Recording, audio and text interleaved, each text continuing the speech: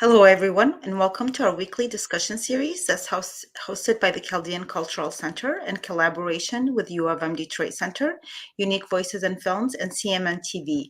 I'm your host, am Nemu, and our guest today is Samantha Ellis. Hello, Samantha. Hi, hello. She's joining us from London, by the way, so thank you for making the time. So, Samantha grew up in the Iraqi Jewish community in London. She is the author of How to Be a Heroine and Take Courage and Bronte and the Art of Life.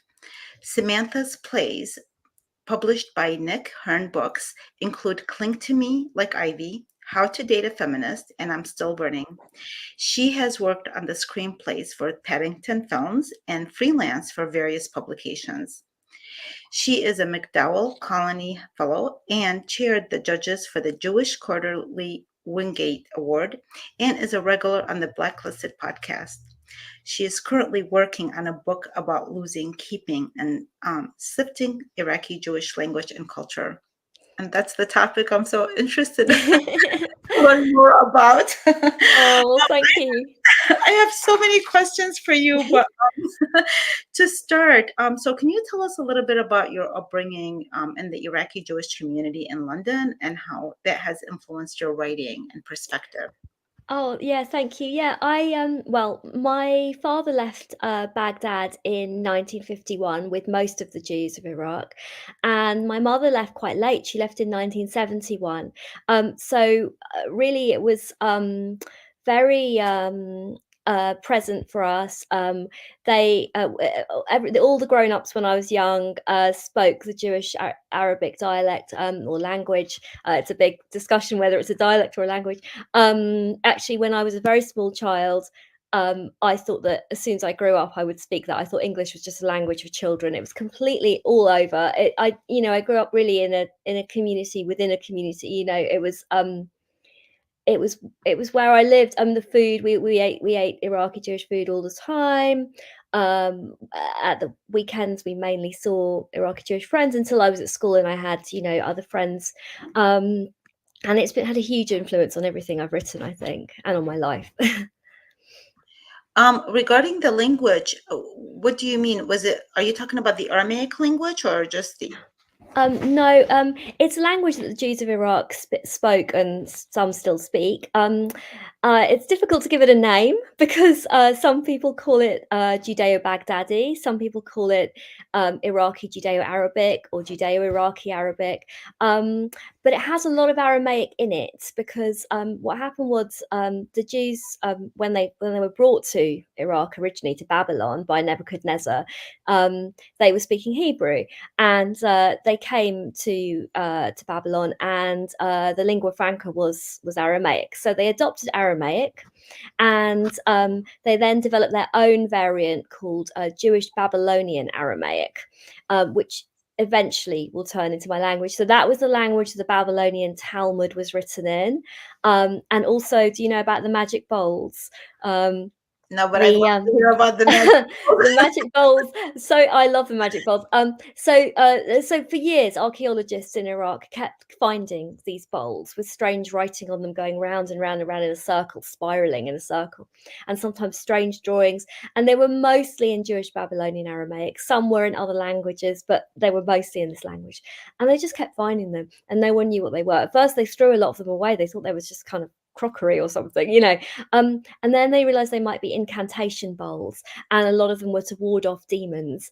And they're written, they're very intimate. It's sort of it's to ward off curses and demons. It's literally like one person writing to another person, I'm inscribing on this bowl to ward off this very specific demon that is haunting you in your very specific house in a specific way. So very sort of kitchen magic almost. And they're all written in and scholars now believe often written by women. So they're all written in a language. So then, of course, when the Persians come, the language takes on a lot of Persian, a lot of Farsi, and then later, when the Arab conquest comes, they switch to Arabic. But what happened was the Jews never really lost the Aramaic base, so it's still got a lot of Aramaic in it, a lot of constructions, a lot of words, and it still feels quite sort of ancient in a way that other Iraqi languages might have modernized. We've often, I don't know what this says about us, but we've often clung on to the constructions. This is so interesting. This is why I love to do these interviews. I'm always like learning something new, and I didn't know. I thought they were just, for the most part, we're speaking Aramaic, but then that you're saying that there's this certain dialect that is almost, there's also, some people call it even a language, and some people call it a dialect. And I'm gonna look more into that. So, yeah, interesting. Yeah, I mean, there's at the moment there's in Oxford, there's the Oxford School of Rare Jewish Languages is doing a course in it, which I'm doing actually because I don't speak it. I'm not fluent. I can understand, but I can't speak. And that's been really interesting because it's become a sort of hub for bringing a lot of people together who wanted to speak it, whether academics or just people with an interest or people like me. So. And so, growing up as a with the Iraqi Jewish background. By the way, have you ever been to Iraq or no?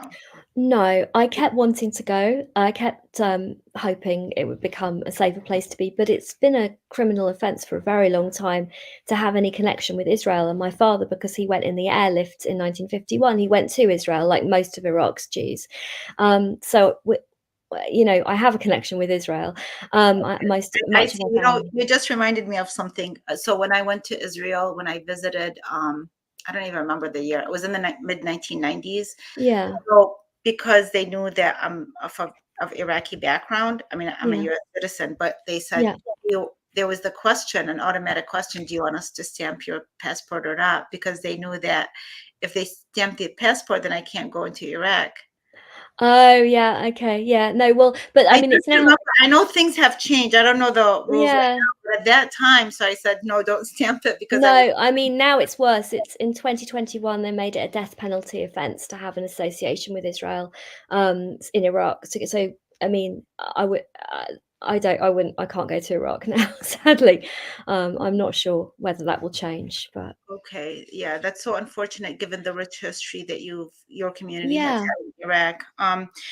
And so how has that influenced your writing and what you wrote over the years? Tell us about that, and like with regards to how you chose your first book. It seems like you're writing more about your personal experiences later. It seems like you're writing other things until you got to that point. So tell us a little bit about that journey. I think I found it quite hard to write about because I think it wasn't always very clear how to do it. I think people didn't really understand what it meant to be Iraqi Jewish. I think a lot of people found it confusing, and so you always had to do a lot. I felt I always had to do a lot of explaining, and I wasn't sure how to. It just took a lot of space to explain it and then to get to what you wanted to do. So it took me a while, but I think I've always written with a sense of otherness, being on the margins, not in the center, and a sense of kind of complex, nuanced identities that are difficult to pigeonhole. So whatever I've written has had that in it. And so let's start with some of your early writings. How you came across, or what was the experience of writing, How to Be a Heroine, and that explores the female literary characters that have inspired you. And then later you published Take Courage and Bronte and Art of Life. So it seems like there's a focus on the feminine, and then there's a focus, on obviously on art, and just, from female perspective. And do you find that is part of, maybe comes from your lineage? I know that at some point in my life, as I started to look into my heritage, I found that there was incredible women that had, that my ancestors had a different story than I thought. And so my perspective started kind of shifting towards their accomplishments and who they were, and kind of like giving a voice from that perspective. I don't know, if that was your experience, but it just, I like that you were using those viewpoints. And so what led you to write about these stories? Well, my first book, I'd written a lot of plays and before, but the first book had to be a heroine. Yeah, like as you said, it was a sort of feminist journey, and really it was about looking back at the books I read when I was younger, to see the heroines that had shaped me, the fictional heroines that had shaped me, and just to re-engage with them and just look at them again as a grown-up. And actually part of that journey was that I'd been running away from what my community wanted for me or my family wanted for me. It was I'd sort of been looking elsewhere for role models, and at the end of the book I really come back to my family, my community, the strong women I grew up with, the storytellers I grew up with. I think my family are all brilliant storytellers. I think people who've had to make great journeys and explain themselves through their lives often become very good storytellers. And so there's really the journey of that book was coming back to that. And then my second book was a biography of Anne Bronte, because I really felt that she'd been ignored and she was an underdog. And I think something about this ignored stories was very powerful for me. I always want to retell them. I want to refine them. And this, at the moment now, as we said, I'm working on a book that I do feel that the story of the Iraqi Jewish community, perhaps like the story of your community, is untold, or it is told. I mean, you've had some wonderful Iraqi Jewish interviewees on here already, and these stories are being told, but it's taking quite a long time for them to kind of reach the surface. And I feel, I sort of want to be part of that movement to tell these stories. It's a newer narrative. Like, I think at some point we realized that we have to. I too was influenced mostly by Western writers that Yeah. by wonderful stories. I mean, I loved the British storytelling, like Henry James and Washington Square. I remember when I read that, I realized later that because I come from Iraq, and we had a lot of the British education system, and and for me, Europe, including of course London and England, is a middle ground between the Middle East and the United States. It has that Yes. rich history, and then it's modern, but then it's not, as far as the United States, as new as the United States. So I always felt something towards that. But I was influenced a lot of the Western literature. But then as I got older, same is I thought, well, what about my stories? What about Yeah. our women? And almost everybody has had this feeling of not wanting, for me, like not wanting to be who they originally were. Like, what is it to be Chaldean? What you kind of want to even distance yourself from that. Then you start realizing the stories and the oppression, and how some of these feelings, I think, come from the viewpoints that you grew up with, as ancestral wounds that we grew up with, that we're trying to untie through these stories. So I'm always so excited, especially for women, to have this. Now they're realizing like our stories are so important, and to share that, especially from that perspective. And I know that you're working on a title right now, that, Yes. like, yeah, it's called Chopping Onions on My Heart. Yes,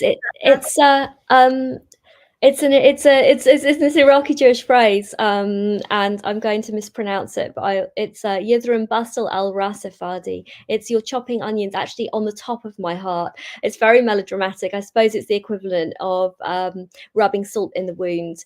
And I just really like this phrase. This book started a really long time ago. I've been working on it for ages. When I had my son, who's now 7, I started realizing I started really thinking about what can I pass on of the culture, of the heritage, of the language. And he was 2.5 or something. I was in a playground, and I was chatting to this other mum, and her child was bilingual in French and English. And I said, oh, I was bilingual. I was really hoping my son would be, but and she said, well, why isn't he? Essentially, we sort of started having this conversation, and I said, because my language is dead. And I mean, I sort of freaked out after I'd said it, because although I knew, I mean, it's not dead, it's dying, it's going extinct, but I've known my whole life that there's a ticking clock on the language that we speak at home, because there's only 3 Jews left in Iraq. The diaspora is spread all over the world. Most of the Jews left in 1951. So it's even unusual to be my age and have parents who left. It's mostly grandchildren and great grandchildren of the people who left now. And you know, I knew it was going, but something about saying this in a playground, you know, over the sort of head of my small child, just hit me, and I suddenly thought, I can't let it die, or at least I need to know more about it and what we're losing, and what we're keeping as well, because I think a lot of these stories focus on the loss and almost wallow in it sometimes. And actually, what are we keeping? What are we holding on to? There's so much that we can be saving, passing on, communicating, telling stories, sharing recipes, you know, singing the songs. All of this stuff is really important to be doing, rather than just being sad about what we cannot hang on to. So that's the start. That was the start of the book, but it took me quite a long time to to actually get started writing it. Yeah, I like what you just said, that, you know, doing something about it, what starts it starts the healing. Uh, Yes. because when you live in a period sometimes of frustration, once Mm, you know the truth of what's going on, and there's two things you can do about it: either dwell in the sadness, mm, or do something, and whatever that something is, or whatever happens about it, I don't know. I feel the same way. Like, I started studying Aramaic, yes. even though I know it fluently because of my mom. My mom still spoke at our families and everything, Yeah. but not on a writing basis, you know. Yeah. And I think part of studying, I realized, is it's regardless of what it's going to do for others or the community, it's doing something for me, from connecting me to my heritage somehow. And I Mm, think everybody will have their own way to of course. connect. I want to say something about the three Jews that are left in Iraq. I know Mm, at one point I tried to get their names. You know, I wanted to reach out and maybe interview them, and you know, their names can't even be for safety purposes. They can't even be no. shared. That was so sad that Mm. we can't capture their stories because they can't reveal themselves. I mean, in I can't remember which year, but WikiLeaks exposed all their names and addresses at one point, and it put them in danger. And I think they were sort of 6 or 7 of them at that point, and I think 1 or 2 of them after that, having stayed through everything, left. You know, and I mean that made me really sad that you know, I agree. But there was a community up until the early 70s. I mean, I think because most people left in 51, we sort of forget that actually Jews were present in Baghdad in small numbers, but you know, a few thousand, up until, you know, right through the 60s, you know. So it's not that long ago, this, you know, that there was a community. And what is the Jewish community like in London? It's Are they very. active or? Yes, I'd say so. I mean, yeah, definitely. And you know, it's very vibrant. It's, you know, there are, yes, it's a very nice community. I'd say very warm, very supportive. You know, I mean, yeah, like, do they have, like, for instance, in our case, so even though the Chaldeans, most of them came to the United States, but they seem to have mm, gravitated towards Michigan, which is where I live and where the yes, Chaldean Cultural Center is. And this is where our museum is. Most of our mm, organizations, and this is like our kind of little hub here in the United States. mm, We currently have the largest population of Chaldeans in the world here in Michigan. wow. Yeah, and so we're active for many reasons, and then California has the second largest population. Mm. So in your case, would you say, you know, do you have a large a population in comparison to others? I'm not even sure really, like, where is the largest Iraqi Jewish It's population? Israel, definitely, because that's where Oh, most, Israel, of that's course. where the mass airlift was in 1951 Okay. of. I think it's 120,000 Jews left in it may, yeah, around that in 1951. So them and their descendants are all. I mean, some of them didn't I stay in heard Israel, but many of them And did. then, I heard that there's in Toronto, that there's a large Yes, population that is and Montreal, Montreal. New York, Sydney as well. I think London. Those are the main ones. I think. Okay, Yeah. I'll connect to all of them over time. Yeah. We'll be able to connect to all of them. Yeah. So, and so right now, do you have an idea of possibly when people should look for it? It will be spring next year, I think. So I'm still just working on it. Okay, But so we'll announce it. Yeah, once it comes thank out, you. we'll announce it. Thank you so much. What other projects do you foresee yourself working on, or is there anything else that you're currently doing? At the moment, no. At the moment, mainly I'm doing this. It's been quite a project because it's not just the language. Well, I started with the language, and then I was really looking at the recipes, and then I was looking at all sorts of things, the magic bowls, all these things that that make up the culture. The Iraqi Jewish archives, which I know you've covered already. You had a beautiful interview with Carol Basri. The music. So it just became quite a big book in the in the end. And Good. That's yeah, great. I You're mean, including very interesting things, and I really yeah, look forward to reading that. By the way, because thank you. it's just I love reading any all different cultures and backgrounds and everything like that.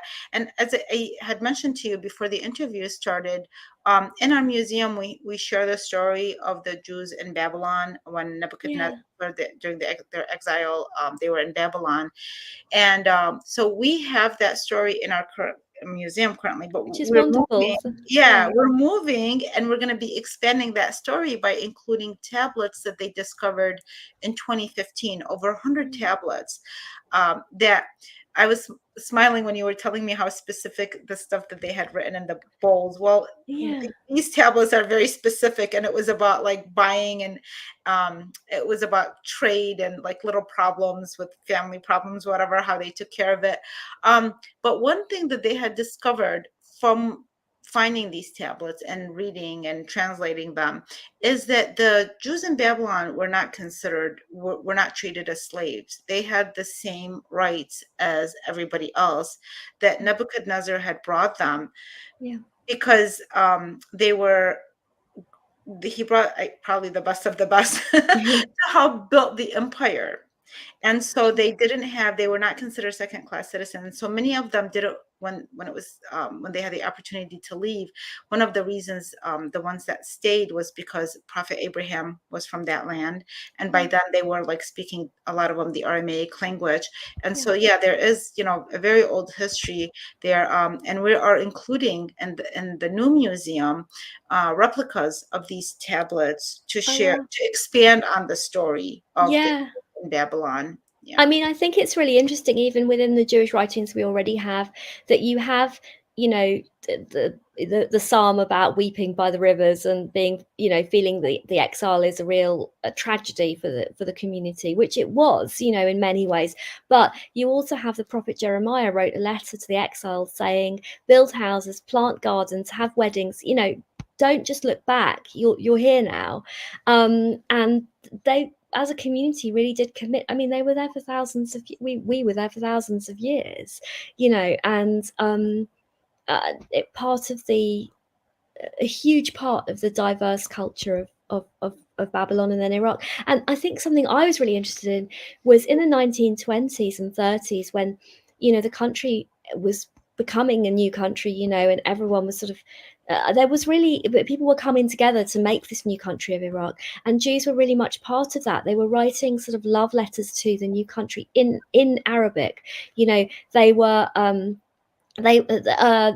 my great grandfather great great grandfather was an MP, for example. I mean, they were part of it. It was it was it was not, we were not other. I mean, we were one of many others, maybe, perhaps, is a good way of thinking about it. Or as far as I can see, we contributed, and I find that very, very moving, but also very sad now, to be unable to go there, to feel that the default, when someone says Iraqi, they don't maybe think of someone Jewish, or maybe not of your community either.